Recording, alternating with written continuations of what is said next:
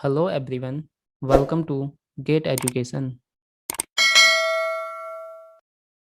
So friends, to keep us motivated, please subscribe Gate Education channel and press the bell icon so that you can get daily notifications and also like and share the video. Heading डालो demodulation of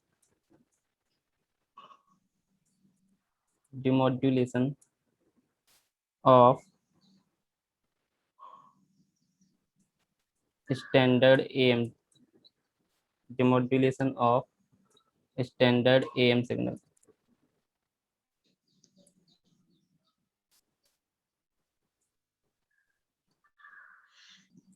demodulation का मतलब क्या होता है? देखो, demodulation का मतलब क्या होता है? सबसे पहले देखो हमने क्या किया था, ट्रांसमीटर साइड जो अपने मैसेज सिग्नल जनरेट हुआ था उसको ट्रांसमीटर में मॉड्यूलेट किया था। ठीक है, मॉड्यूलेट करके उसको अपने फ्रिक्वेंसी के हाई रेंज में शिफ्ट कर दिया था। फिर क्या हुआ, वो रिसीवर पे जाके रिसीव हुआ। अब जब रिसीवर पे जाके रिसीव हुआ तो अभी कैसा सिग्नल है? वो मॉड्यूलेटेड सिग्नल है, उसी हायर फ्रिक्वेंसी रीजन में है। जबकि आपको चाहिए क्या? ओरिजिनल सिग्नल चाहिए जो बेसबैंड सिग्नल होता है। ठीक है ना? तो उसके लिए आपको क्या करना पड़ेगा, पहले जो मॉड्यूलेटेड सिग्नल रिसीवर पर रिसीव हुआ है उसको दोबारा से किस में कन्वर्ट करना होगा? लो फ्रिक्वेंसी सिग्नल में। ठीक है ना? यानी कि ओरिजिनल फॉर्म में कन्वर्ट करना होगा इलेक्ट्रिकल वाले में। जब इलेक्ट्रिकल में कन्वर्ट हो जाएगा तो ट्रांसड्यूसर के थ्रू किस में कन्वर्ट हो जाता है? ओरिजिनल मैसेज सिग्नल में कन्वर्ट हो जाता है। तो यानी कि सबसे पहले हाईर फ्रिक्वेंसी रीजन से लोअर फ्रिक्वेंसी रीजन में सिग्नल को आपको शिफ्ट करना है, बेस बैंड रीजन में पहुंचाना है। तो उसी प्रोसेस को क्या बोलते हैं हम? डिमॉड्यूलेशन। ठीक है, तो लिख लो इसमें डिमॉड्यूलेशन क्या होता है। क्या होता है ये? Reconstruction of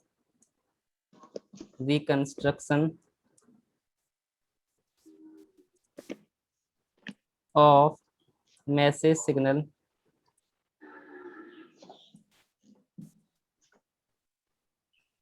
reconstruction of message signal from the modulated signal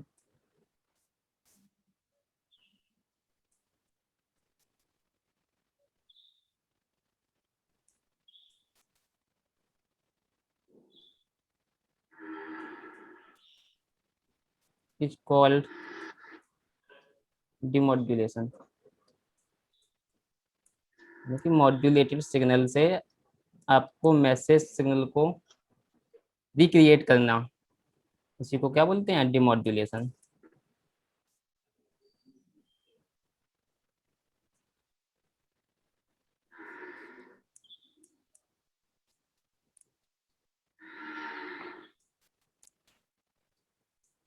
कौन कौन से मेथड हैं डिमॉड्यूलेशन के?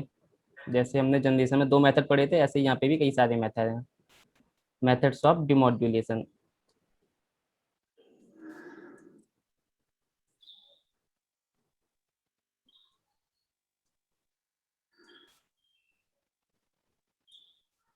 फोर मेथड्स हैं यहाँ पे। पहला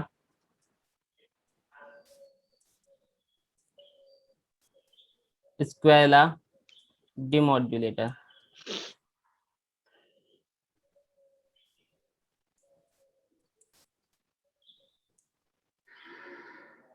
स्क्वेला डिमॉड्यूलेटर आपका उसी की तरह होता है जैसा कि क्या था, स्क्वेला मॉड्यूलेटर। स्क्वेला मॉड्यूलेटर में हमने क्या यूज किया था? आपका स्क्वेला डिवाइस यूज किया था। ऐसे यहाँ पे स्क्वेला डिमॉड्यूलेटर के लिए क्या यूज करेंगे? कि स्क्वेला डिवाइस करेंगे। स्क्वेला डिवाइस किसको यूज कर सकते हैं? Diode in non linear region. दूसरा मेथड इनवेलप डिटेक्टर। ये वाला केस इंपॉर्टेंट है, इनवेलप डिटेक्टर। ठीक, देखो डिटेक्टर का मतलब क्या होता है? वही सेम मतलब है डिटेक्टर का, मैसेज सिग्नल को रिकंस्ट्रक्ट करना, आउटपुट पे रिसीव करना मैसेज सिग्नल को। ठीक है, दोबारा से हाई फ्रिक्वेंसी रीजन से लोअर फ्रिक्वेंसी रीजन में शिफ्ट करने की प्रोसेस पे क्या बोलते हैं? डिमॉड्यूलेशन और डिटेक्शन। तो डिमॉड्यूलेशन को हम डिटेक्टर भी बोलते हैं। चाहे डिमॉड्यूलेटर बोल दो चाहे डिटेक्टर बोल दो, एक ही बात है। Third synchronous detector.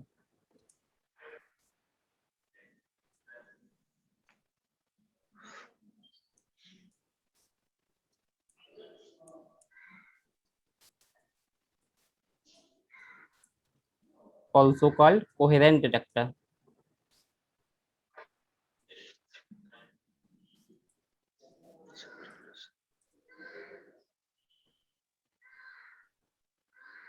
Fourth method rectifier reactor.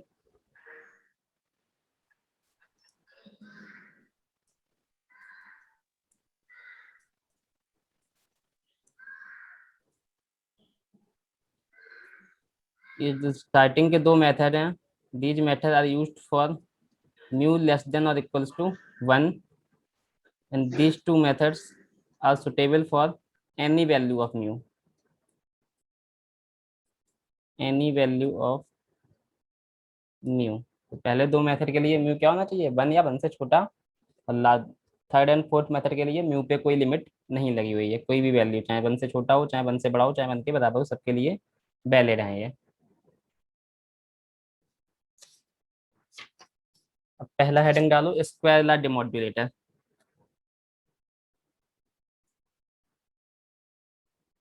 पहला मेथड पढ़ रहे हैं हम, स्क्वायर ला डिमोडुलेटर।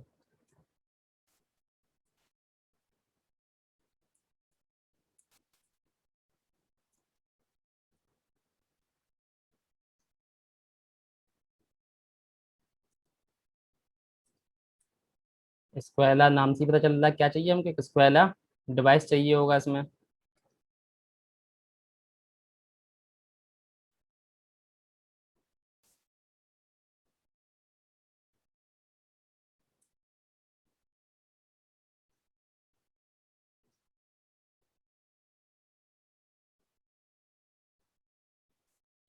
कौन सा सिग्नल देंगे, अब यहाँ पे मॉड्यूलेटेड सिग्नल होगा, क्योंकि इसको क्या करना है, हमको डिमॉड्यूलेट करना है, तो यहाँ पे कौन सा सिग्नल होगा, एएम सिग्नल होगा। ठीक, यहाँ पे क्या होगा, square law device.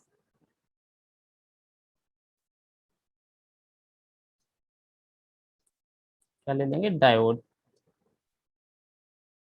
Square law device से पास करने के बाद जो आपका सिग्नल आ रहा है उसको हम किससे पास करेंगे, अब देखो यहाँ पे, अब चूंकि हमको क्या करना है, एम्पलीट्यूड मॉड्यूलेटेड सिग्नल को दोबारा से मैसेज सिग्नल चाहिए, तो मैसेज सिग्नल तो बेस बैंड होता है, इसलिए यहाँ पे हम क्या यूज करेंगे, लो पास फिल्टर। और जब मॉड्यूलेट किया था तब मैंने क्या यूज किया था, बैंड पास फिल्टर। क्यों यूज किया था, क्योंकि हमको मॉड्यूलेटेड सिग्नल चाहिए था, एम्पलीट्यूड मॉड्यूलेटेड सिग्नल, और एम्पलीट्यूड मॉड्यूलेटेड सिग्नल कैसा होता है, पास बैंड सिग्नल होता है, तो इसलिए वहाँ पे मैंने बैंड पास फिल्टर लिया था। यहाँ पे मैसेज सिग्नल चाहिए, तो message signal base band signal होता है, तो हम क्या चाहेंगे, हमको लो पास फिल्टर चाहिए, तो लो पास फिल्टर से आपका बेस बैंड सिग्नल एक्सट्रैक्ट हो जाएगा। तो हमको जो यहाँ पे मिलेगा,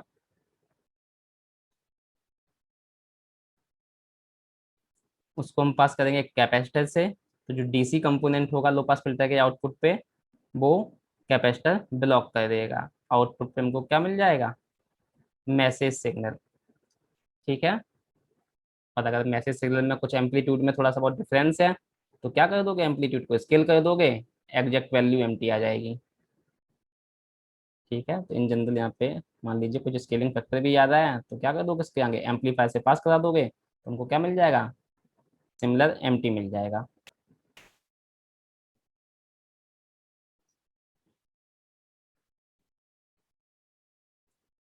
late the square La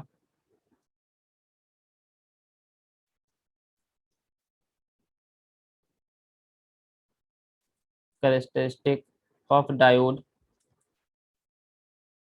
is expressed as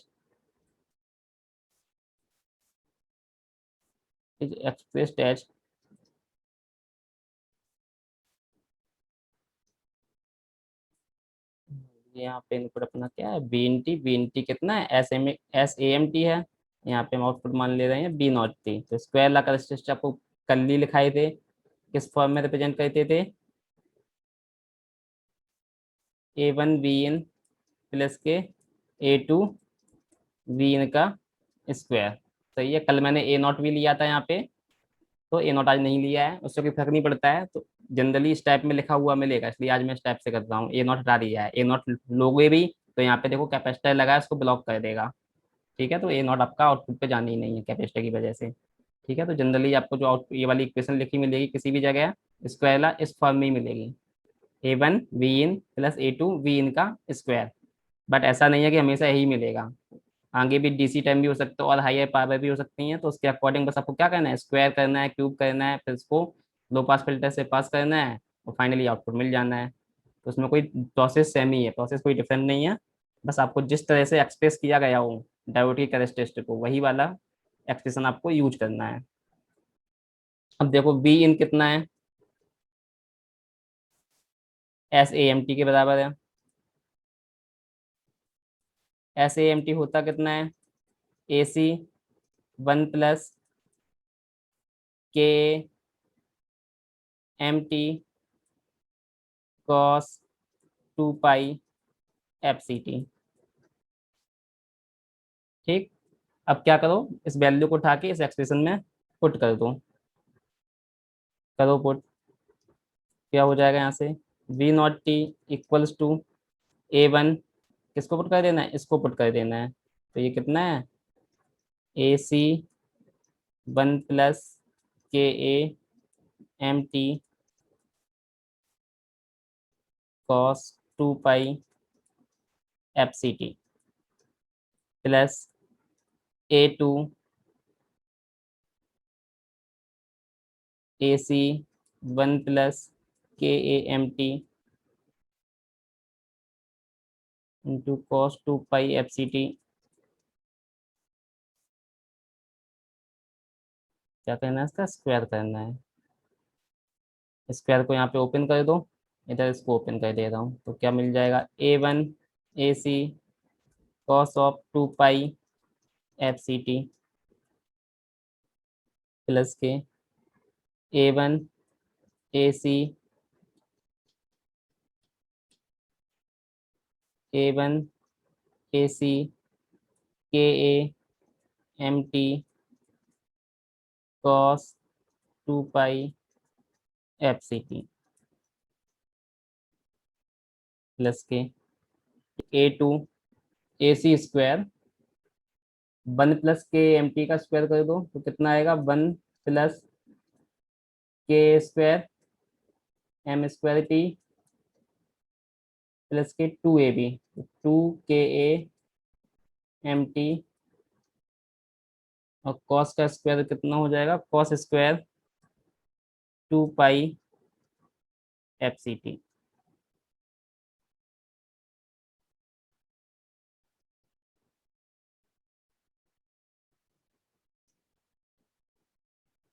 लिखते जाओ सारे टर्म, क्या क्या थे, A1 AC cos 2 pi F C T था, और क्या था, A1 AC K A M T cos 2 pi F C T. उसके बाद देखो आगे वाले जो टर्म है वहां से देखो क्या क्या था, क्या मिलेगा यहाँ से, A2 AC square cos square को मल्टीप्लाई करोगे तो A2 AC square cos square 2 pi F C T plus K A2 AC square cos square 2 pi F C T. अगला टर्म देखो क्या है, यहाँ से मिलेगा A2 के square M square T cos square 2 pi F C T. A2 के square M square T cos square 2 pi F C T.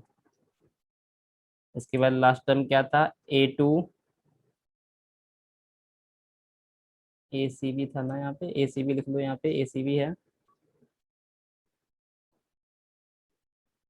AC square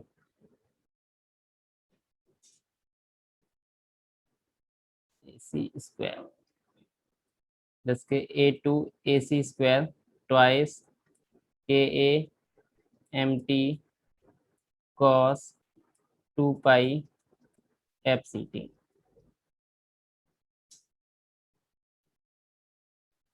उसके बाद 2 पाई एफ सी टी। अब जो आपका कॉस स्क्वायर वाला टाइम है, इसको 2 थीटा वाले फार्मूले से रिप्लेस करो, तो कितना हो जाएगा, A1 AC cos 2 pi F C T plus K A1 AC KAMT cos 2 pi FCT plus K A2 AC square by 2 cos 2 theta वाले फार्मूले से रिप्लेस करोगे तो कितना बन जाएगा ये 1 plus cos of 4 pi FCT। 4 पाई को मैं यहाँ पे ऐसे लिख दे रहा हूँ 2 पाई इंटू 2 FCT प्लस इस टाइम में भी ऐसे ही करूँ A2 AC स्क्वायर के square M square T divide by 2 1 plus cos of 2 pi into 2 FCT। Last वाले टर्म को देख लो A2 AC स्क्वायर KAMT, यहाँ से डिवाइड में 2 आएगा तो 2 2 कैंसिल हो जाएगा। क्या बचेगा 1 plus cos of 2 pi into 2 FCT।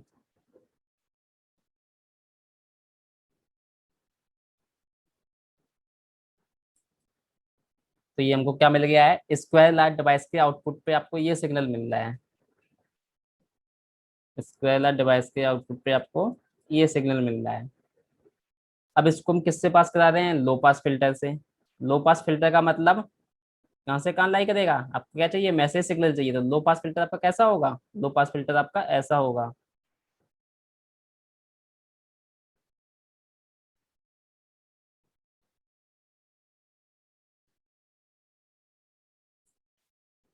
-FM से FM, ये अपना क्या है, लो पास फिल्टर, इससे पास कराना है। तो देखो हमको कौन कौन सा कंपोनेंट मिलेगा।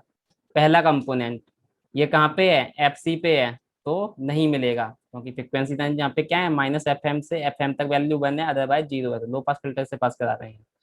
सेकेंड टर्म देखो क्या है, MT cos 2 पाई FCT, तो ये भी देखो फ्रिक्वेंसी शिफ्ट करके जा रहा है कहाँ पे, FC+FM और FC-FM के बीच में आएगा, और FC वैसे ही FM से बहुत ज्यादा है, तो ये वाला सिग्नल भी पास नहीं करेगा।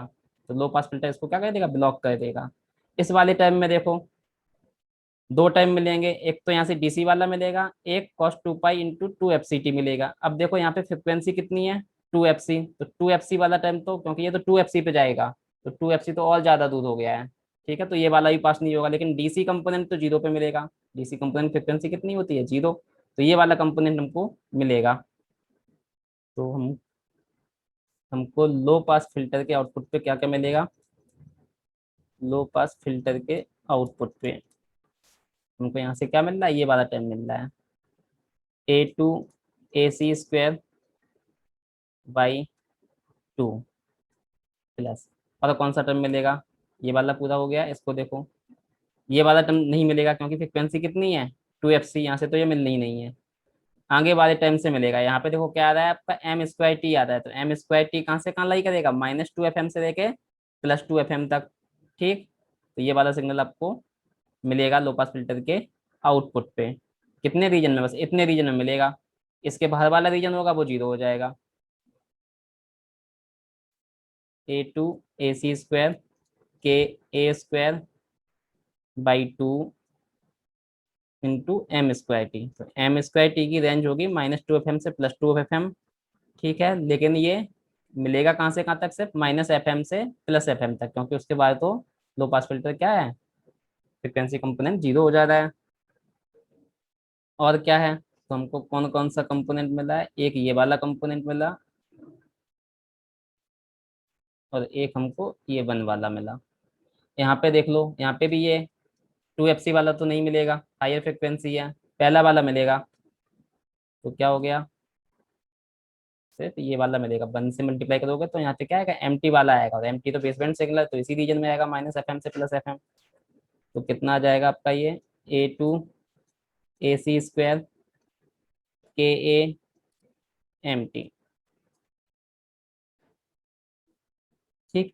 अब लो पास फिल्टर से बाद हमने क्या लगाया था, एक कैपेसिटर लगाया था, तो कैपेसिटर क्या कर देगा, डीसी टर्म को ब्लॉक कर देगा। तो डीसी टर्म यहाँ पे कौन सा है, ये वाला है, A2 AC² by 2। Low pass filter के आउटपुट को हम क्या करा रहे हैं, कैपेसिटर से पास करा दे रहे हैं। Capacitor blocks DC component. क्योंकि डीसी कंपोनेंट के लिए क्या होता है, कैपेसिटर कैसे वर्क करता है, ओपन सर्किट के लिए, क्योंकि फ्रिक्वेंसी क्या होती है, जीरो, तो इम्पीडेंस कितना प्रोवाइड करेगा ये, इनफाइनाइट। क्या होता है, X=1/ओमेगा C। तो फ्रिक्वेंसी कितना हो गया है, जीरो, तो 1/0, यानी क्या आ गया, इम्पीडेंस इनफाइनाइट आ गया है। तो इस वजह से ये क्या हो जाएगा, ओपन सर्किट हो जाएगा डीसी के लिए, इसीलिए डीसी को क्या कर देगा, ब्लॉक कर देगा। तो हमको यहाँ पे कैपेसिटर आउटपुट क्या मिल जा रहा है अब, डीसी ब्लॉक हो गया है, ये दो टर्म बचे, तो ये दो टर्म मिलेंगे, A2 AC² K² M²/2 plus A2 AC² KA ये मिला आपको। आपको क्या चाहिए था, मैसेज सिग्नल चाहिए था। यहाँ पे मैसेज सिग्नल के साथ क्या मिल रहा है, कुछ एक्स्ट्रा कंपोनेंट मिल रहा है M²T से, जो कि क्या होगा, नॉइज की तरह वर्क करेगा। तो ये हमारा क्या हो गया है, नॉइज हो गया है। हमको चाहिए था क्या, सिर्फ मैसेज सिग्नल चाहिए था, और हमको क्या मिल रहा है साथ में, कुछ एक्स्ट्रा कंपोनेंट मिल रहे हैं।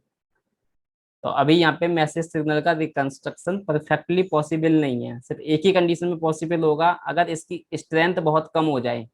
जो इसकी स्ट्रेंथ है, इसकी स्ट्रेंथ बहुत ज्यादा हो जाए, इसकी स्ट्रेंथ क्या हो जाए, बहुत कम हो जाए। तो देखो यहाँ पे कैपेसिटर के आउटपुट में हमको दो चीजें मिल रही, नॉइज प्लस मैसेज। क्या था अपना ब्लॉक डायग्राम, मैसेज प्लस इसमें थोड़ा बहुत नॉइज भी मिलेगा इस मेथड में। नॉइज कौन सी वाले टर्म की वजह से, M²T की वजह से। हाँ, तो हमको देखो कैपेसिटर के आउटपुट पे सिग्नल मिला प्लस नॉइज मिला। तो अब हम signal to noise ratio find कर लेते हैं। सिग्नल टू नॉइज रेशियो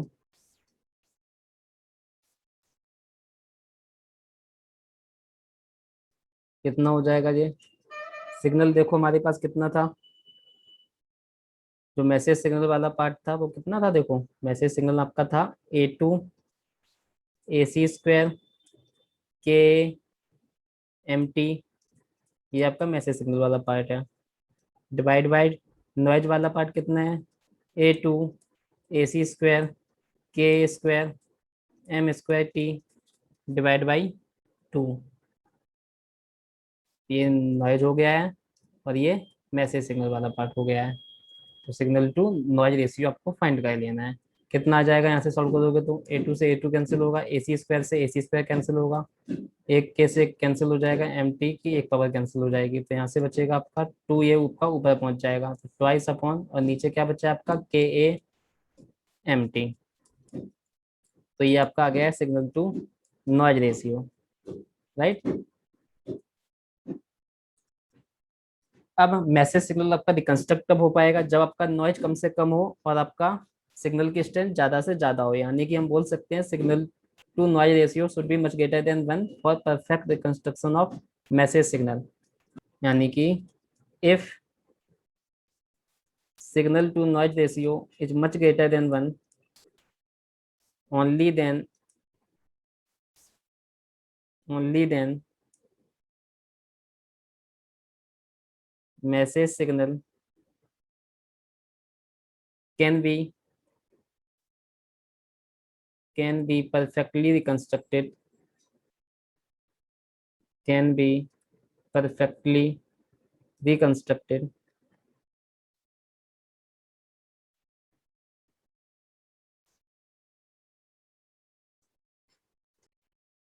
तो ये आपको किस कंडीशन पे मच ग्रेटर देन 1 मिलेगा, व्हेन मॉड ऑफ KAMT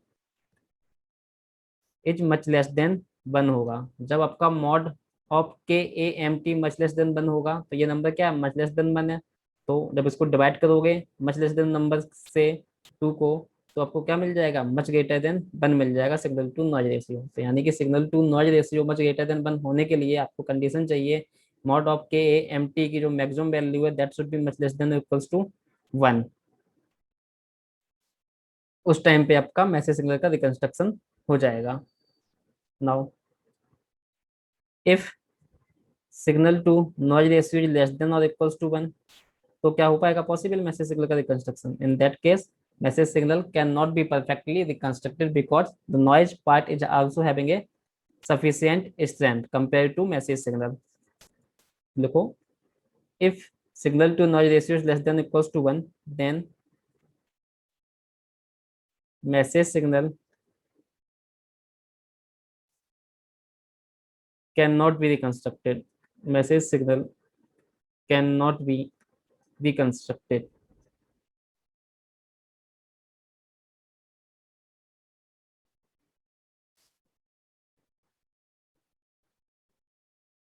ठीक है, अब एक हम इसमें सिंपल सा केस कर ले रहे हैं। अगर एम टी आपका साइनसोडल है, if M T is sinusoidal, यानी कि M T equals to A M cos of, for example ये हम एग्जाम्पल के रूप में लिख ले रहे हैं, example if M T equals to A M cos of 2 pi F M T है अगर आपका, तो देखो यहाँ पे सिग्नल टू नॉइज रेशियो कितना हो जाएगा, then signal to noise ratio is equals to क्या आया था, ट्वाइस अपॉन के ए एम टी।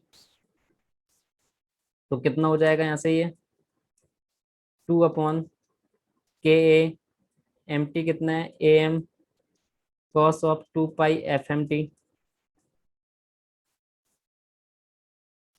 ठीक है, और क्या लिख सकते हैं इसको, 2 अपॉन के ए एम क्या होता है आपका, म्यू होता है ये, mu cos of 2 pi F M T. ठीक है, तो देखो यहाँ से हम निकाल ले रहे हैं सिग्नल टू नॉइज रेशियो की मिनिमम वैल्यू। देखो मिनिमम वैल्यू इसकी कब मिलेगी, जब आपका ये डिनोमिनेटर वाला टर्म क्या हो जाए, मैक्सिमम हो जाए।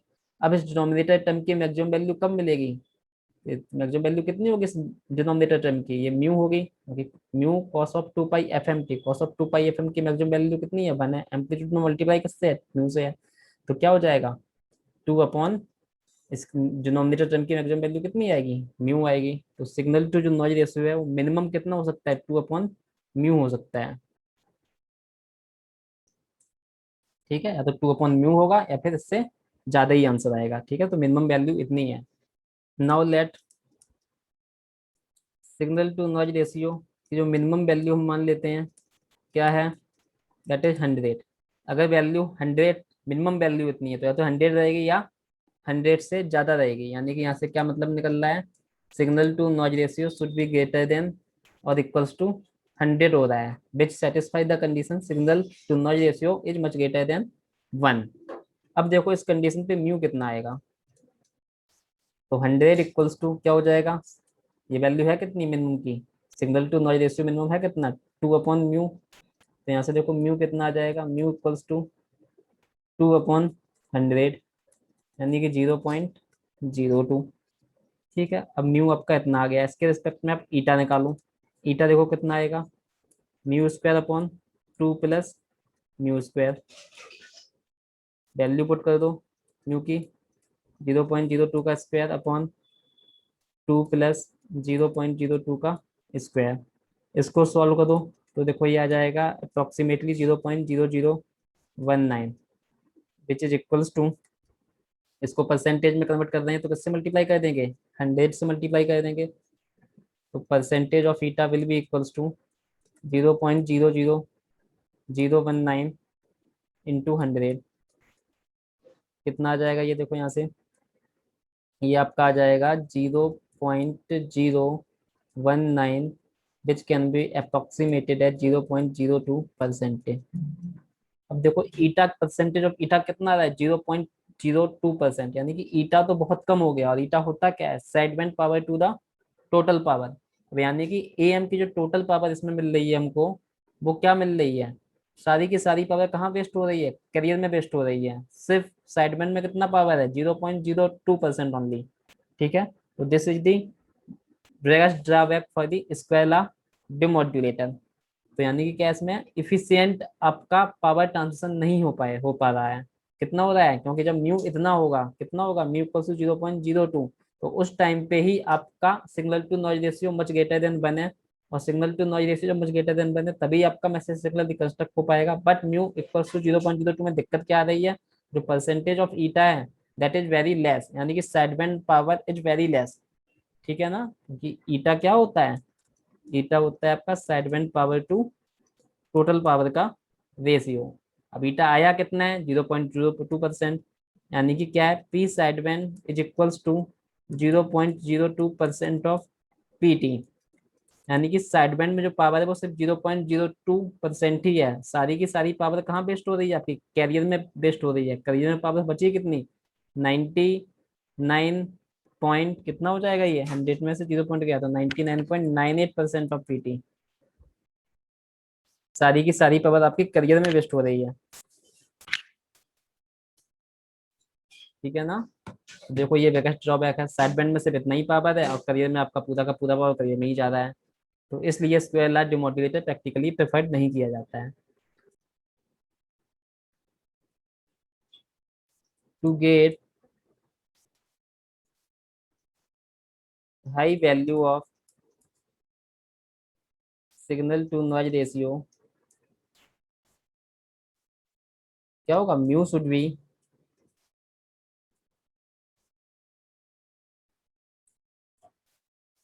B very small,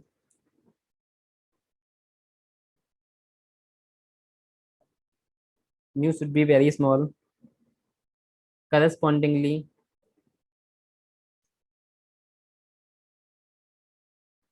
correspondingly eta will also be very small, correspondingly eta will also be very small.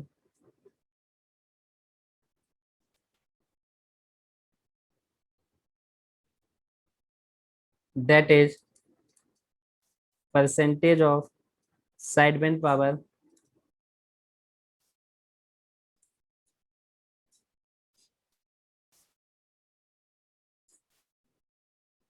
in the total power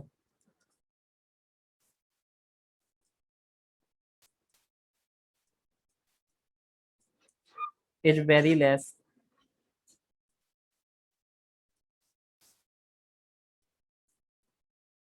Therefore, square law demodulator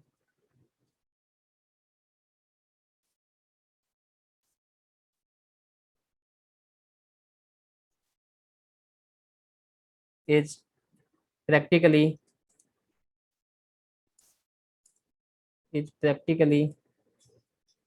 not preferred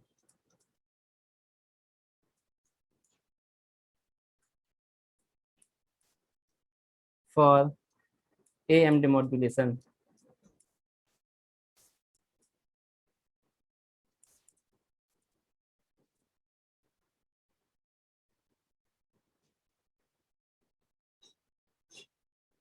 तो ये आपका स्क्वायर लॉ डिमॉड्यूलेशन कंप्लीट हो गया है।